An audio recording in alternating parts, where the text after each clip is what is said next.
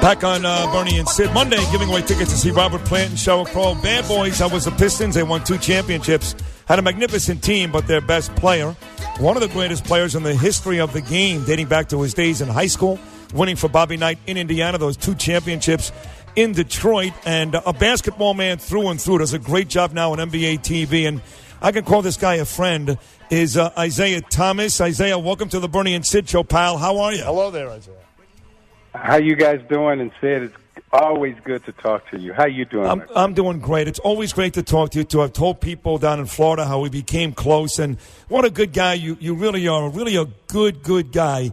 We want to talk about the playoffs. Just one question about... Well, Sid, don't tell anybody. Don't tell too many people. Oh, I know. I make a lot of money on this bad boy. I know you do. One question on the coaching with the Knicks to move on to the playoffs. I want Mark Jackson to get the job because I'm a St. John's fan, I'm a Knicks fan, and I like the fact that he played here. Other guys like Doc Rivers played here, Isiah. Jason Kidd played here. My question to you is this, not from knowing anything more than just your own opinion. Do you think that the Knicks brass will take into account fan favorites, guys that played here, or maybe even coached here like Jason in Brooklyn? Do you think that'll matter when, in fact, they pick the guy to be the next coach of the Knicks? I don't know if it would matter, but when you talk about Jason and Mark Jackson, and I'm big fans, and I know both of those guys personally. They both have been exceptional players. They are extremely bright. They know the game.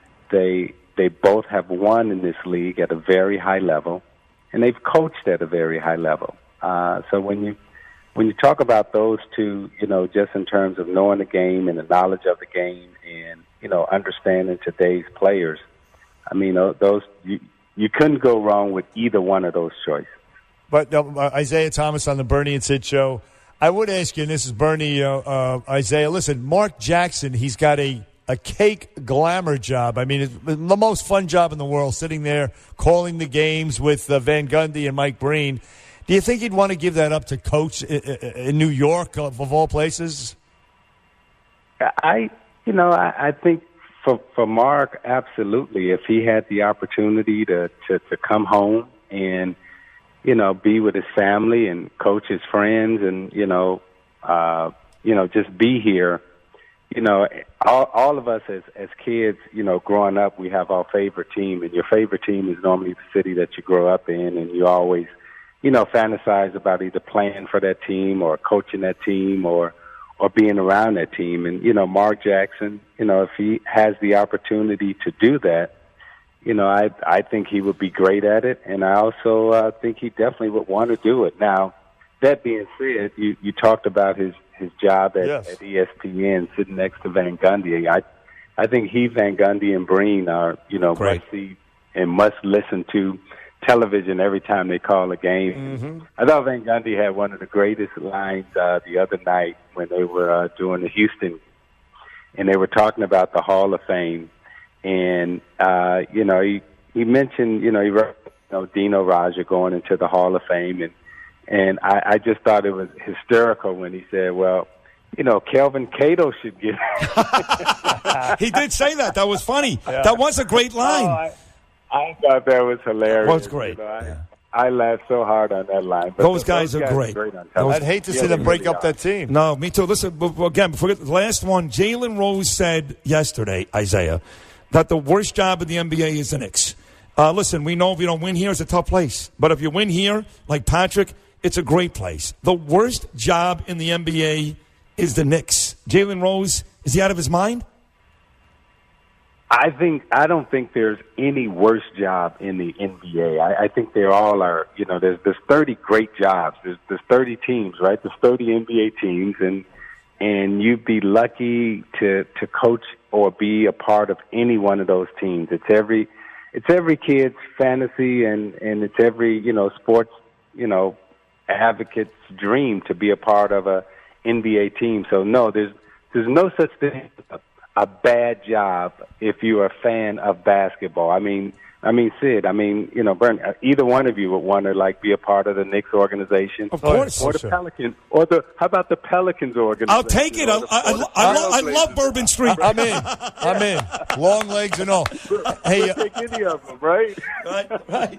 Isiah, listen, one question on the playoffs. The Cavaliers are a 4 seed with LeBron in the playoffs this year. A 4 seed, believe it or not. What do you think? I mean, what are their chances? How's this going to turn out? You know, I watched, and I'm sure a lot of us watched, you know, the Philadelphia Cleveland game a couple of nights ago when they were down 30, and said, you know, when you're down 30 on the road, and I've been a player in this league, you know, a star champion, and so forth and so on. You're down 30 on the road in Game 78, right? Okay, I got the ice packs on. I got the towel. And, you know, I'm thinking about where we're going out to dinner after the game. You know, this game's over. You know, but to see LeBron James still have pride and say, you know what, we still got a chance to win this game. And then he takes his game to another level. In that game, you know, it just, to me, that spoke volume about him as a player, as a person, and what he's capable of doing. So as a 4 seed going into the playoffs, you know, I wouldn't put anything past him. It wouldn't surprise me if they got back to the finals again. Me too. Wow. That's the most dangerous 4 seed I've ever seen. One more 60 seconds, Isiah, and thank you again for doing this. Seriously, love you.